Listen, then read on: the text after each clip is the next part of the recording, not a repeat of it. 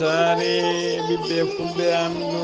diine maɗa fedde heblo sukaɓe afrique weltare tv 23 heures yoni to lekseyba gorgol to belendendi to ganki to tulde baali to wurojibi alpha to so yenam wuuro moolo to so yena gabaɓi to wajjo bosoyaɓe to sincana gurjuba to kay hayɗi to fondu to feerella ko on takkusan juula ha e nder galle ceerno ibrahima amadou ba to hoore fonde ko taari ɗum kala ene jeeya e gardiɗi kabaruji men to leydi mauritanie directeur général port de pêche artisanal mo Nouadhibou o wiyama teɓomo tawi juuɗe dadiɓe police ji halfinaɓe ko fate haɓade borjinoɓe koppareje ngaaluji leydi to leydi mauritanie ha joni ma en kaalen jellu ceerno ibrahima amadou ba khalifa général mo hoore fonde jillu mum o waɗi ñalawma hanki o nder likseba gorgol to leydi sénégal farba ngom mais comme député maire mo agnemeje o holliri tigui o walliti fodde 17 guure tawateɗe dande maayo e nder commune aji tati o walliti ɗumen ko fate matériel remru kenen jarum men qime ha million ha temedde ɗiɗi million taw ko franc CFA to leydi mali yidde laamu transition ngu e oɗo saaha joni kay ko yoɓe ɓeydane transition ɗo e duuɓi 5 ɓe garɗo leydi ndi to leydi gambi koddanene abouba ma en ma haala ɗum ko fati jillu oɗona bitteɗo dono sampate waɗi nder leydi hen to leydi soudan biyeteɗo abdallah hamdok gonnoɗo hoore jagoɗe leydi ndi o holliri tigui wonde o waɗi démissionné o piti golle ɗe caggal kay seppoji gulli jaw bannoɗi nder leydi he to leydi afrique du sud ko galle parlement leydi ndi kañum tigui sumi cumu kulɓinigu no fewi ene sikka noon gal cumu ngu ko cummu ko galle o ko duppaɗo to leydi kenya wiyeteɓe chebab ko seɓɓitiɓe ɓe mbaɗi ñangu mabɓe sara kerol hakkude mabɓe e leydi somali ko famdi kala yimɓe jeegomo mbasi hen pittali mumen bisimilla moon e ketki hotondirte joni joni jañuɗen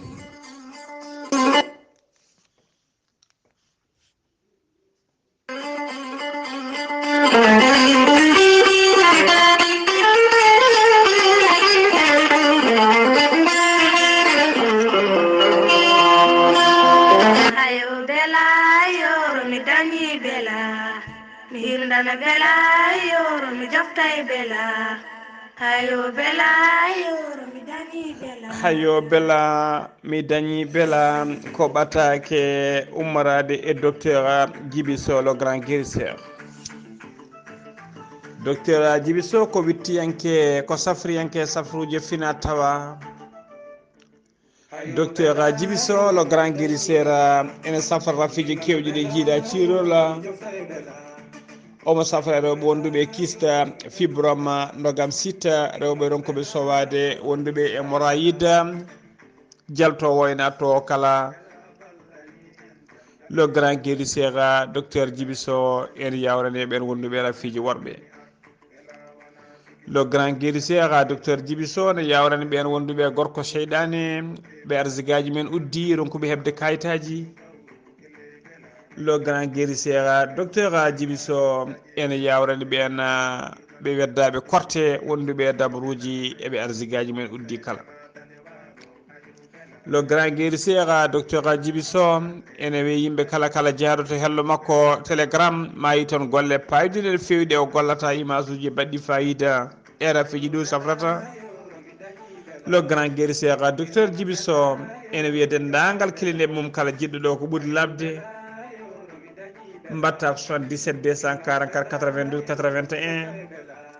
walla mbaɗa 78 353 28 92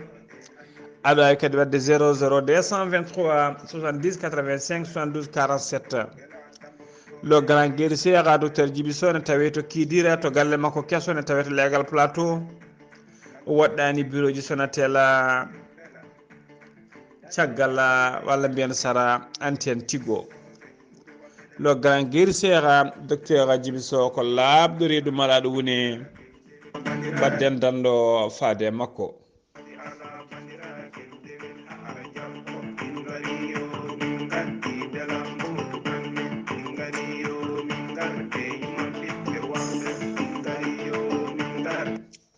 kettode kaburuji mon e demgal pula Afrique, Asie, Europe, Amérique, Moyen-Orient, Océanie. jam hiire mon musidɓe tedduɓe jam hiire mon musidɓe tedduɓe eɗen goni e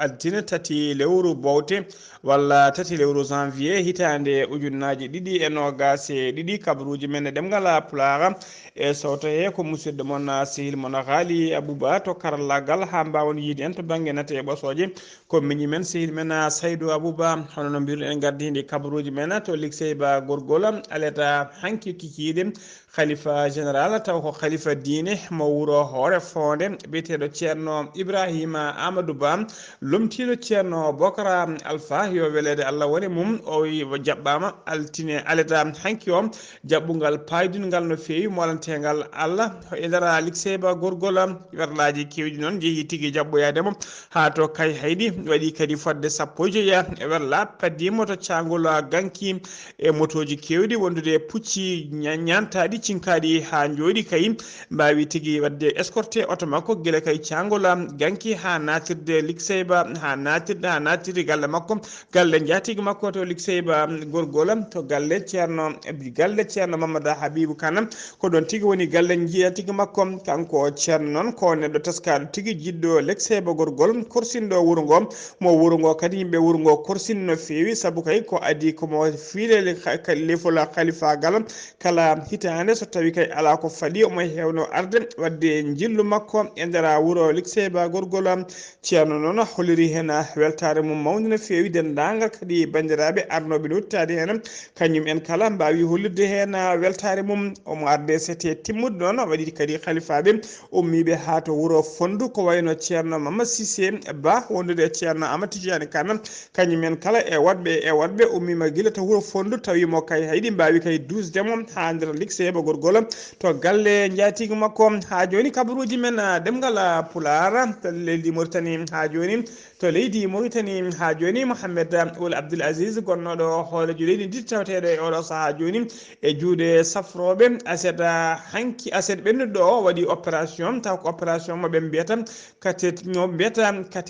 cathétérisme hen goto ko opération ngaji cathétérisme hen goto noon ko diagnostique keddiɗo o ko thérapeutique opération ngaji ɗi noon mbaɗi tigui succès woni ndewi lawol hano hannirta ni ko communiqué ɓayyina taw kadi ko directeur général hôpital cardiologie mo Nouakchott kañuma ɓayyini sifi oɗon communiqué hono directeur hôpital cardiologie biyeteɗo professeur Ahmed Abbe El Wellati ha joni koye on fannu keddoɗen Asma Abdel Aziz ko ɓiyi ko debbo ɓi Mouhamed Ould Abdoul Aziz ko ɓiyi ko debbo aseta ɓennuɗo caggal nde babiraɗo waɗi opération o ari tigui yiide babiraɗo salmini ɗum caggal nde o yalti noon o waɗi haalande makko yesso kay yoga e yimɓe hewɓe no fewi wonɓe yesso hôpital guila kay kanko Mouhamed Ould Abdoul Aziz o antiri nder on hôpital faade oɗo saaha joni jamma e ñalawma kala ene teska yimɓe yiɗɓe makko e yaadiɓe makko ene ndero tigui yesso hôpital uji holliri tigui succé mumen kanko Asma noon holliri tigui wonde bam makko waɗi opération rewi lawol no fewi o holliri tigui wonde bam makko ene jarnaɓe ene mantaɓe ene manaɓe e denda darde mabɓe fayidinde no fewi nde ɓe daari ene andinaɓe kadi wonde opération waɗi réussi no fewi rewi lawol ene ñagoɓe tan kamɓe wonɓe boholɓe kamɓe kala ndeɓe patata galleji mabɓe ɓe ummo e ngallo boowal saabu oɗo saaha joni wona saaha mo yimɓe poti wonde boowal kanko Asma o noon holliri tigui wonde babiraɗo kadi woni Mouhamed Abdoul Aziz yettimani oɗon seeɗa taw kadi ko kiba halfinaɓe ko fate safruji makko opération on opération dewɗo lawol hano hannirtani ha joni kabaruji men ɗemgal Pulaar to leydi Mauritanie ha joni Sidi Wula Zahab ko jagogal kalfinaɗo ko fate cellal aade gollidiɓe mum ɓe kolli tigui aleda hanki o aleda hanki ɗiɗi lewru janvier hitande ujunnaji ɗiɗi e nogas e goho ko ujunnaji ɗiɗi e temedde joyyi capanɗe jeetati e jeegom neɗɗo kolkisa noon e nder holkiso he noon hen ujunnaji ɗiɗi e temedde ɗiɗi e nogas sappo e ɗiɗo ko test mo hinde TDR woni test jawɗo temetere capanɗe jeeɗiɗi e nayyo heddiɓeɓe kala ko PCR tawama wama hen noon temettati sappo joyi neɗɗo ko fiɗaɓe mborosa coronavirus on paami tigui corona o ne ƴelliti no fewi oɗo saaha joni nder leydi hen so tawi ko ɓen temetere sappo joyi fiɗaɓe timbedera ko neɗɗo goto ayyuna ko yimɓe ɗiɗon to wiyete tentan ko yimɓe taton barkewol ko neɗɗo goto kifa ko yimɓe ɗiɗo monguel ko neɗɗo goto ɓogge ko yimɓe ɗiɗo butel mitan ko yimɓe nogas e ɗiɗo to wiyete kermesar ko yimɓe ɗiɗo wada naga ko yimɓe nayo kisa ko yimɓe nayo roso ko yimɓe ɗiɗo aw jefta ko yimɓe tato atar ko tato wadan ko neɗɗo goto chami ko neɗɗo goto Nouadhibou ko yimɓe sappo Rabou ko yimɓe tato Wouliége ko yimɓe nayo Sehil Babi ko sappo ɗiɗo neɗɗo Zoyrata ko yimɓe ɗiɗo ak Zouzam ko yimɓe nayo Beni Chap ko neɗɗo goto heddiɓe ɓe kala ko nder nakcota lamorgo leydi ndi so tawi ko nakcota Liksara heeɓi yimɓe sappo e jeeɗiɗo Riyada ko neɗɗo goto Toujinin ko yimɓe jeetato Dar Naima ko sappo e ɗiɗo neɗɗo Tayareta ko sappo e tato neɗɗo Arafat ko capanɗe nayyi e nayo neɗɗo tawa ko fiɗaɓe coronavirus legal tafrak Zeynam kañum uddi lamba kam toon ko temedere capanɗe tato en temedere capanɗe neɗɗo tawa ko fiɗaɓe mboroso coronavirus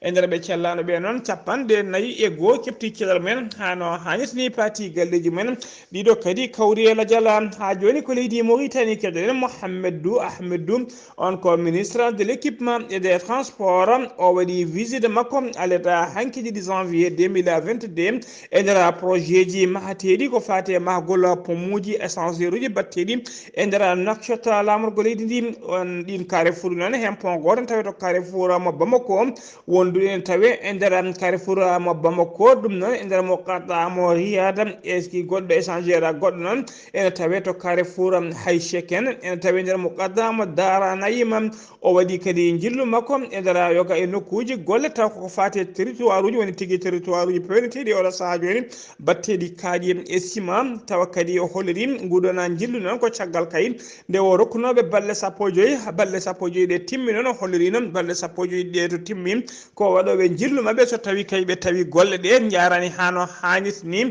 ene wawi ɓe ƴetta sanction ngaji ɓutti no fewi ɓe pawa e ɓen ardiɓe ɗiɗon société ji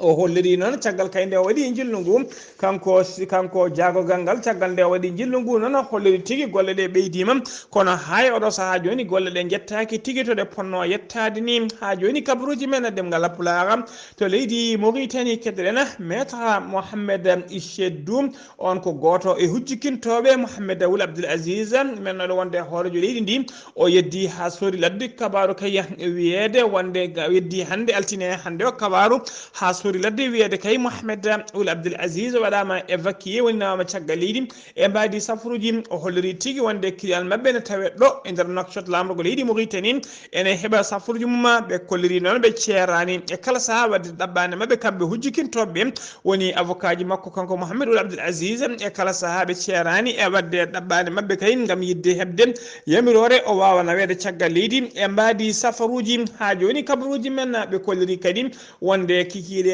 hande walla jamma hande koɓe waɗoɓe kuccam mabɓe woni conférence de presse ɓe kuccita e ɓesgu leydi ndi ɓe gandi ɗumen e oɗo saaha joni to caɗele client mabɓe yarata ha joni ko leydi Mauritanie keddoɗen police halfinaɓe ko fate rewidade pelle ɓen tumaɓe ko fate borjingol koppeleje leydi e dirtunoɓe kalisa leydi ndi ɓe teɓima tigui directeur général port de pêche artisanal mo Nouadhibou walla mbiyana port de repos mo Nouadhibou biyeteɗo Mohamed Vala Ould Youssef o nanguidama noon e yimɓe ɗiɗo waɗɓe ɓe o gollottono ko caggal noon inspecteur général wanno inspection général wanno tigui wanno jillu muɗum e nder nokkuji makko ko nden tigui tawa tigui gueɗe kewɗe mbuñari kewɗine hutora toon ko ɓoyani ko noon e discours Mohamed Cheikh El Ghazouani hoorejo leydi ndi e discours mum sakkede wanno ñande nogas jeetati lewru novembre mayndi ɗo ndu e saaha manditare wattoro duuɓi capanɗe jeegom e goho ko fate jeytare leydi Mauritanie o waɗino e nder haalande he noon hollirde kay wonde ko kettuɗo gembe makko kay haɓade dendagal ko fati e mbuñari e hutotoɓe mbuñari kala e nder leydi he ha joni kabaruji men ɗemgal Pulaar tenumi ha joni kabaruji men ɗemgal Pulaar to leydi Mauritanie subaka aleta hanki o ko gorko goto gasannoɗo kanŋe kañum wara e nder fande Mourtala Hadjara to Mourtala Hadjara noon ko pellaɗo taw kadi ko fetelade wañum woni fusil de chasse ko ɗum tigi woni ko itti wonki makko hollirama noon barɗom o koyam barɗom o wonno tigi koyam kanko baraɗo o noon wonno tigi koye haccitade e saaha wonno e haccitade noon ko ɗon tigi wonduno e musidɗo makko goto on gaso kanŋe caggal kayi ɓe gonduno e suka debbo goto on suka debbo noon caggande dirti seeɗa arti ko ɗon tigi tawi fittanu makko ene itta tawa kadi barɗomo ala ɗon ene tuma noon ko gonnoɗo ɗo noon sehil makko kañum e yooɓi fittanu makko saabu luural teska luural ɓoyngal ana hakkude mabɓe ko fate ñamade haalisa ene tuma noon ko on yooɓi fittanu makko e oɗo saaha joni noon on yiile jiilaw cattuko no feewi goski makko noon artirama tigui e nder hôpital mo Zoyrata ha joni ko leydi Mauritanie keddoɗen asannoɓe kanŋe tato mbara asannoɓe kanŋe tato asannoɓe kanŋe tawa ko Mauritanie naɓe tato kañumen mbarama aleta hanki o kikiɗe e nder nokku biyeteɗo zone tampon de Sahara koɓe fellaɓe noon kamɓe tato kala koɓe fellaɓe ko kuren yooɓi fittali mabɓe kono ha e oɗo saaha joni andaka tigui yooɓiɓe pittali mabɓe e kullirama noon toɓe nokku toɓe gasanno kanŋe ɗo woɗɗani tigui keerol wonno woni koto nokku to wiyeten Gueleyda Ela Vulla goskiji mabɓe nawama to Zoyrata ha joni kabaruji men ɗemgal Pulaar seno mima to leydi Mauritanie koto Sénégal paɗen Abdoulaye Diouf Sarr ko jagorgal kalfinaɗo ko fate cellal ade mo leydi Sénégal kañum e gollidiɓe mum ɓe mbaɗinoɓe kewade kala subaka so huccidde ɓesgo leydi ndi ɓe mbaɗa ɗumen ko wiyete bulletin de santé andinde yimɓeɓe to mbaɗa coronavirus o yaara nder leydi he ɓe kolliri noon nder waktuji nogas e nayyi cakkitiɗi ɗi ko ujunere temedde jeenayyi capanɗe nayyi e yimɓe ɗiɗo kolkisa e nder holkiso he noon hen temedde ɗiɗo e capanɗe jeetato e jeetato tawama e jaati ko fiɗaɓe mboroso coronavirus ene qiime nder temedere kala hen sappo e nayyi piccal capanɗe jeetati e tati ko fiɗaɓe e nder ɓe noon hen nogas ko contact suivi woni memodirnoɓe wonduɓe rafi o tato ko ka importé woni ittuɓe caggal leydi ɓe jiita koto aéroport Blaise Diagne heddiɓe ɓe kala noon heddiɓe ɓe kala temedde ɗiɗi e capanɗe jeegom e joyi heddiɓe ɓe kala ko communautaire woni hay goto men anda to ƴetti rafi o e nder ɓe cellano ɓe hen temedere capanɗe tati e tato kefti cellal men hano hanniti ni paati galleji men jeeɗiɗo ene tampi sanne ma jeeɗiɗo ene tampi sanne hay goto noon ala mo rafi o yooɓi fittade muɗum e nder waktuji nogas nayyi cakkitiɗi ɗi leydi Sénégal ne yaara e oɗo saaha joni capanɗe jeeɗiɗi e joyi ujunere temedde jeenayyi capanɗe joyi e jeenayyi winditiɓe doggol corona hen capanɗe jeeɗiɗi e ɗiɗi ujunere temedde jeetati capanɗe jeetati e goho keptino cellal men hano hanniti ni bilan ko wasi pittali men tuggui ko rafinati leydi ndi faade oɗo saaha joni koɓe ujunere temedde jeetati capanɗe jeenayyi neɗɗo ɓe kolliri kadi ñalawma hande o ko hedde juuɗe safroɓe taw ko tinaɓe wonduɓe mboros coronavirus koɓe ujunere e temedere capanɗe jeetato e jeeɗiɗo ha joni kabaruji men ɗemgal Pulaar to leydi Sénégal Farba Ngom ko député maire Agnemeɓe addi tigui ballal mum paydingal no feewi fodde faade kay e sappo e jeeɗiɗi guure tawateɗe e nder commune aji tati taw ko guure tawateɗe e nder dande maayo ko dabateɗe dande maayo ballalangal noon ko matériel agricole woni tigui kon machine ngaji e gueɗe demirɗe ya jaaru matériel noon ene qiime ha temedde ɗiɗi millions taw ko franc CFA ko ñande goho lewru janvier 2022 gonɗen ɗo ko ñanden tigui ɗum feccira e nder sappo e jeeɗiɗi wuuro dande maayo matériel noon fecca tigui koye nder commune mo Dabia fecci ɗum fecca ɗum ko commune mo Dabia commune mo Agnemeɓe e hoore ñew e commune mo Horefonde cérémonie noon dokkirgol matériel o waɗi tigui koto wiyete Diafane Sorikuma ene nder commune mo Agnemeɓe ene tawtora ɗum sous préfet mo arrondissement o hono Mamadou Ba ene tawede ene tawe nder matériel he noon hollirama tigui ne tawe hen moto pompe uji kene mbawi qimade kala aire ene qiima e mbawi tirade ha temedde tati métre cube ene tawe hen kadi machine ngaji unoji kewɗi kala wuuro noon ma waw hebde machine ngaji mum unoji wawa kadi hebde moto pompe uji mum hano hannitini kanko Farba Ngom noon hollirama tigui e saaha waɗanno on cérémonie noon ene tawtora ɗum hono maire mo Dabia maire commune mo Dabia ene tawtora cérémonie hono biyeteɗo hono biteɗo yaya Abdoullah Kane wondude e maire mo hoore fonde hono biteɗo Amadou Yoba ɓe kolliri noon kanko Farba Ngom haɗa ɗon saabu o holliri ɓoyata dendagal guese ɗe ɓe jogui kala ma waɗɗuma aménagé hano hannit ni beele kayi kala jiɗɗo remde no wawa remde guesa mum hano hannirta ni kanko Farba Ngom noon eɗen mbiyamo tan yo Allah junnu balɗe ɗe moƴƴina battane e kala saaha golle paydiɗe no fewi ɗe waɗanta kay ko fati lappola palol dande maayo ha joni kabaruji men ɗemgal Pulaar to leydi Sénégal ha joni Macky Sall hoɗojo leydi ndi waɗi no heewi wadde kala saaha so yettade kay galleji ɓena ɓe o jokkodir noon tawa kadi ko yettinde duwawuji mumen no Pulaar heewide ni ɓaade mayɗo artata deke duwaw o yewtata ko ɗum saabi noon kanko Macky Sall o yettima ñalawma o suuɓi noon ko oɗo weekend taw ko weekend gadano e hitande 2022 o waɗi jillu makko gam yidde yettinoyde duwawuji makko e nder ɗiɗo galleji o jiri noon ko galle oɗon biyetenoɗo Lamine Diack gonnoɗo président de la fédération internationale de l'athlétisme jaltunoɗo aduna o yettima galle muɗum yettinde duwawuji makko caggal ɗum noon o yaɓani kadi koto wakam yon noon duwano yaade on directeur général agence d'assistance à la sécurité de proximité biteɗo Birama Faye on noon caggal jaltugol aduna joom suudu makko jaltuɗo aduna ko ɓoyani ko e cittirɗi hitande 2021 mayne ɗen ha joni ko leydi Sénégal keddoɗen jihen to yofa to gooro to yofa to goron aleda hanki ɗiɗi lewru janvier hitande ujunnaji ɗiɗi e nogas ɗiɗi ko chinois goto kañum tigui wara toon to leggal bitegal yofa to goron e dow lawol taw ko autoroute Seydina Limamou tolno pharmacie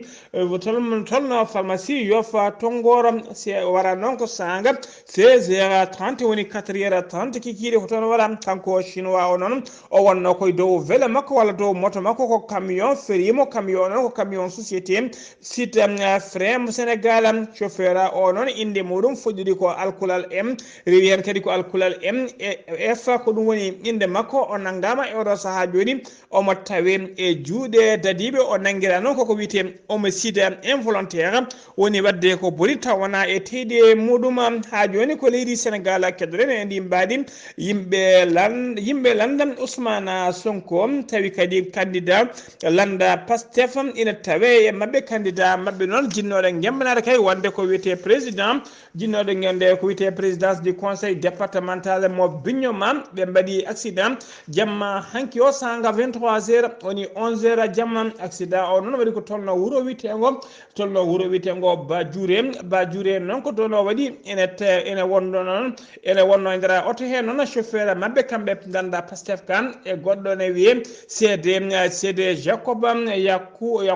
won jime e chef makko de protocole biteɗo Amadou Diang Baylo Diallo ken Allah yettama noon kamɓe kala Allah dandiɓe hay goto mabɓe wasani hen fittade mum kono noon waɗe mabɓe gañiɓe dendagal gañiɓe kala eɗen mbiya yo Allah rokku ɗumen jaam Allah hannanaɓe ɗo ɗiɗon musibbaji allahumma amina ha joni kabaruji men ɗemgal Pulaar sen ummima to leydi Sénégal ko to leydi Gambie paaɗen kaɗen ko fate jillude no sampate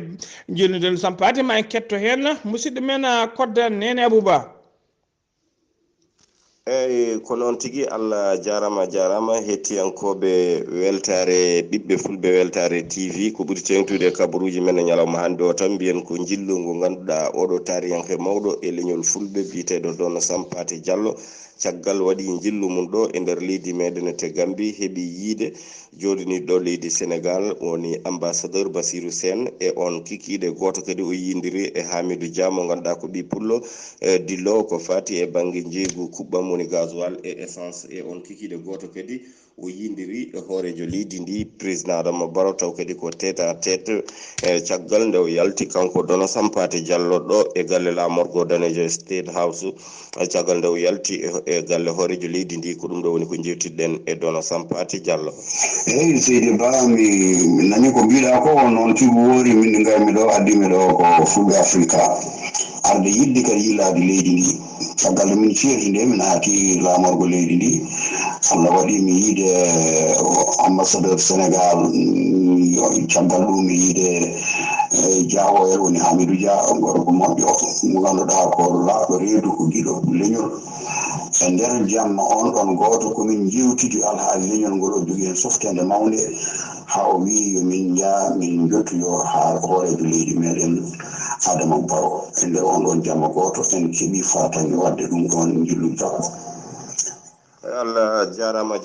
ɗon Sampate Diallo ko ɗum tigi woni e jillu makko ɗo e nder leydi meɗen te Gambie omo jokki noon gam yindirde ɓiɓɓe fulɓe tawateɓe ɗo e nder leydi meɗen te Gambie e yoga kadi yillade yoga e cartirde ganduɗa kadi ko ɓiɓɓe fulɓe keblata tonete jewte ko nandi hen wadde mbiyen jillu ɗon Sampate ha joni nanɗo e nder leydi meɗen te Gambie ko denen Abouba gam weltare TV ɗo e Serekunda. kodde nene Abouba sa widono Sampate tan tinno ha ɗon mbasa jokkude hen ko jokkuɗa ko kabaruji men demgal Pulaar sen umima to leydi Gambie koto leydi Mali paɗena commission de la CEDEAO taw kadi ko ɓayyini communiqué mumen hollide kay ɓoyata maɓe joɗono jonde taw ko sommet ɓe mbiyata sommet extraordinaire ko fati kay e alhaali leydi Mali batu ngu noon ko ñande jeenaya lewru janvier gonɗen ɗum ko ndera hen noon ko nder ko yen hen batu ngu joɗoto taw ngu jotto koto Accra lamorgo leydi Gambie lamorgo leydi Ghana ɗaccon haqqe e nder hen noon ɓe kolliri tigui wonde ɓe kolliri tigui ko nder hen tigui ɓe mbawata ɓayyinde dendagal communication moɓe kemno ko fati ñande 31 lewru décembre maynudu taw ko communication ummorade e laamu transition ngu leydi Mali ɓe nonno c'était timmuɗo e gardugol Abdoulaye Diop taw ko kañuma woni jagorgal kalfinangal ko fati e gueɗe caggal leydi mo leydi Mali ɓe kolliri ɗon ko adi nguna batu waɗo ñande jeenaya lewru janvier ɓe cuɓima noon kono médiateur leydi sedda caɗeɗa o e nder leydi Mali woni Goodluck Jonathan yo yato leydi ndi joddo e laamu ngu ñande joyyi lewru gonɗen ndu woni ñalawma ɓawo janggo ha joni kabaruji men demgal Pulaar e nder nden hollirama en fannu ha joni hono catala biten hono laamu jonde wonnode witede NR woni assise nationale de la refondation ko jonde kay woni tigui jonde le laamu ngu transition joƴƴinno kam yidde kay wadde kaldigal e fewjude ko fati kay e ɓamtude leydi ndi e so nade kay ko fati e suɓgoji paaɗi ɓe kolliri noon kamɓe assise nationale o e nder jonde he noon hollirama laamu ngu holliri laamu transition ngu e gardirogol colonel Azimi Koita ɓe kolliri tigui woni yidde mabɓe e fandare mabɓe kay ko yo transition yo ɓeyde ha ɗo e duuɓi joyyi paaɗi woni tigui ha ɗo ha l'an 2026 ko ɗum woni koɓe jiiɗi e oɗo saaha joni CEDEAO noon ma jooɗo ñande jeenayi lewru janvier ɓe ɓalli ɓe kolliti ɗum CEDEAO ma jooɗo ñande jeenaya lewru janvier ndu gonɗen ndu to Accra ko fati e oɗon fannu ma en keeb jaabol mabɓe kay so tawi ɓe jaaɓi walla so tawi ɓe jaaɓani e nder leydi Mali noon hollirama tigui landaji dawrugol kewɗi ha tengti e landaji lunda kolliri tigui jadani hen e on ɓe kolliri kamɓe noon ñande no gase jeeɗiɗi lewru février to ñande gas yonti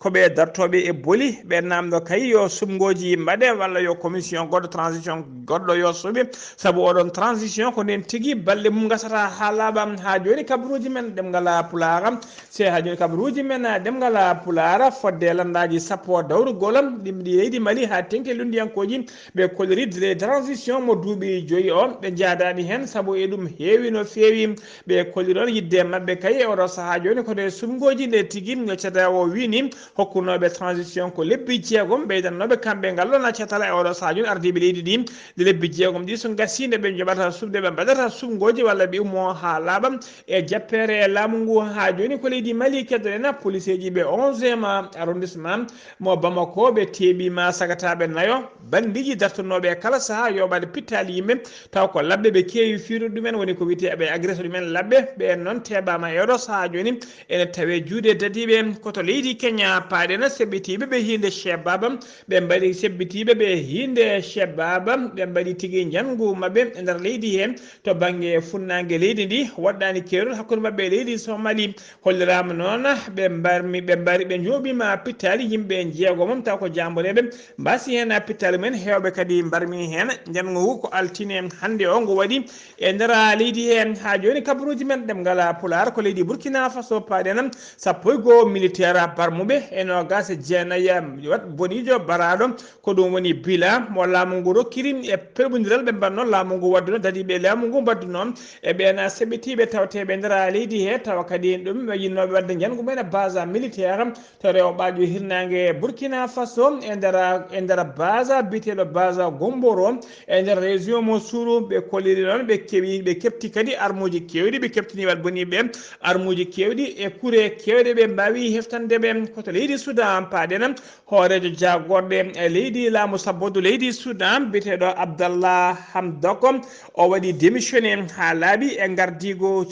jagorɗe ɗe saabu kay guila kay o subta oɗo saaha joni o waddi maslaha e militaire uji woni mo fecce mumen laamu guila nden yimɓe heeɓa koko kaarimo e kala saaha ko seppoji mbaɗata e beddaji namdade kay yo transition laaɓɗo ceero yo laamu ngu immo ha laaɓa e juuɗe militaire uji garta e juuɗe civil en ɗum saabima noon ha waɗi démissionné o piti golle makko ha laaɓi e oɗo saaha joni koto tuggi noon mbiyante fodde lebbi ɗiɗi joni noon caggal kayde laamu caggal nde dadiɓe derguino laamu transition kepti laamu ngu e kala saaha ko seppoji gulɗi jaw mbaɗata e nder seppoji he noon fodde capanɗe joyi e jeegom neɗɗo e nder lebbi ɗiɗi mbasi hen pittali mumen koto leydi Afrique du Sud paɗele cumo kulɓinigo mbawi waɗi tigui e nder aleda hanki o to parlement mo leydi Afrique du Sud e nder galle parlement cumo kulmunigo waɗi to nokku biteɗo kappa hollirama noon hakkillaji kewɗi noon nangue tigui galle o ko duppaɗo woni tigui ko neɗɗo weela duppi galle o woni tigui parlement o e oɗo saaha joni noon ɓe kolliri ɓe teɓima sagata gorko goto mo duuɓi capanɗe nayyi e jeenayyi